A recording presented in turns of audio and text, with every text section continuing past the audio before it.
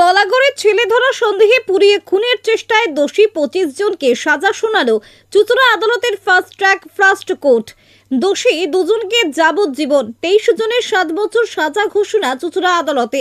2017 সালের 21শে জানুয়ারি বলাগড়ের আসানপুর গ্রামে মা, মেয়ে ও তাদের গাড়ির চালককে ছেলে ধরা সন্দেহে মারধর করা হয়। গাড়িতে আগুন লাগিয়ে দিয়ে পুড়িয়ে মারার অভিযোগকে ঘিরে রণক্ষেত্র হয়, পুলিশকে আক্রমণ করা হয়। তীরবিদ্ধ হন এক সিভিক ভলেন্টিয়ার, আহত হন 11 জন পুলিশ কর্মী। সেই মামলায় 27 জন সাক্ষ্য করান সরকারি আইনজীবী জয়ন্ত সাহা। গতকাল 25 জনকে দোষী সাব্যস্ত করেছে আদালত। আজ তাদের সাজা ঘোষণা করেন বিচারক পীযূষ কান্তি রায়। গোপাল রায় এবং পূর্ণিমা মালিককে যাবজ্জীবন, বাকি 23 জনের 7 বছরের জেলের সাজা দেয় আদালত।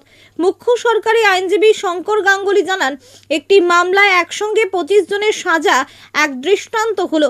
মামলার তদন্তকারী অফিসার ছিলেন অলোক চট্টোপাধ্যায়। কালকে চুঁচুড়া আদালতে একটা বিরল সাজা হয়েছে। বিরল আমি এই কারণেই বলবো, একসঙ্গে 25 জন আসামিকে দোষী সাব্যস্ত করেছিলেন কালকে মহামান্য বিচারক, আমাদের হুগলি কোর্টের ফার্স্ট ট্র্যাক কোর্ট মাননীয় পীযূষ কান্তি রায় মহাশয়। তিনি কালকে 21 জনকে দোষী সাব্যস্ত করেছেন। কোন মামলায়? মামলাটা হচ্ছে 2017 সালে একটা ছেলে ধরা সন্দেহে একটা শিক্ষিত একটা পরিবার, শিক্ষিত বা যাই হোক না কারণ যে কোনো একটা পরিবার, তিনি কল্যাণী থেকে তারা মা, মেয়ে, তাদের ড্রাইভার নিয়ে গাড়িতে করে এসেছিলেন বলাগড়ের একটা গ্রামে কাজের লোকের সন্ধানে, এবং তাদেরকে ছেলে ধরার সন্ধানে যেভাবে তাদের মারধর করা হয়েছে এবং তাদেরকে জ্যান্ত পুড়িয়ে ফেলবার জন্য তাদের গাড়িতে আগুন পর্যন্ত ধরিয়ে দেওয়া হয়েছিল।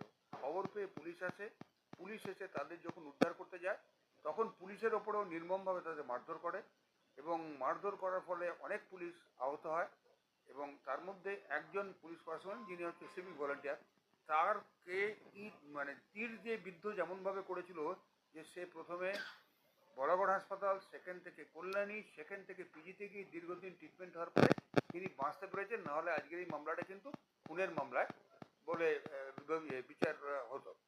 যাই হোক, কালকে মহামান্য আদালত 25 জনকে দোষী সাব্যস্ত করে আজকে তাদের বিচার, তাদের রায় ঘোষণা করেছে।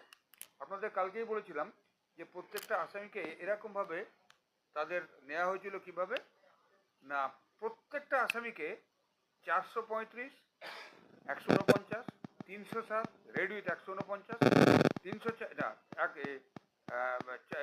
তাদের প্রত্যেকে 435 red with 149, 326 red with 149, 333 red with 149, এই প্রত্যেককে কিন্তু এই কটা ধারাতে কমনলি তাদের গিল্টি হোল্ড করা হয়েছিল। আর দুজনকে, যাদের নাম হচ্ছে গোপাল রায় এবং পূর্ণিমা মালিক, এই দুজনকে গতকালই মহামান্য আদালত 307 রেড উইথ 149 ধারায় দোষী সাব্যস্ত করেছিলেন। আজকে তাদের সাজার ঘোষণা হলো। এই প্রথমেই বলি, গোপাল রায় এবং পূর্ণিমা মালিক যাদের 307-এ রেড উইথ 149 দোষী সাব্যস্ত করেছেন, তাদের মহামান্য আদালত যাবজ্জীবনের কারাদণ্ড দিয়েছেন, এবং এছাড়া বাকি প্রত্যেককে অর্থাৎ 23 জনকে অন্য 3টে ধারায় 435, 326, 333 রেড উইথ 149 সেই ধারাতে প্রত্যেককে 7 বছর করে কারাদণ্ড দিয়েছেন, এবং সেই সঙ্গে 5,000 টাকা জরিমানা। এইভাবেই, এবং সেই প্রত্যেকটা যে কনভিকশন যেটা হচ্ছে সাজা, সেটা একই সঙ্গে চলবে।